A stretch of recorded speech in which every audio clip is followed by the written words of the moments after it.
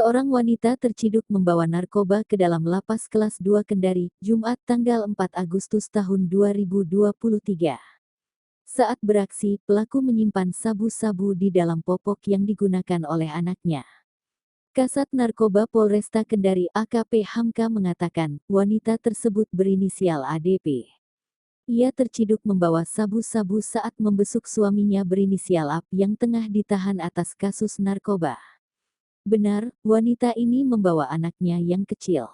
Kemudian anaknya dipakaikan popok. Di dalam popok itulah sabu-sabunya disimpan, katanya.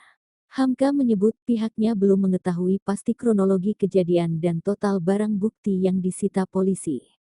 Saat ini, pelaku dan sabu-sabu itu telah dibawa ke Polresta Kendari untuk pemeriksaan lebih lanjut. Pelakunya ada di kantor ini, masih diinterogasi, pungkasnya.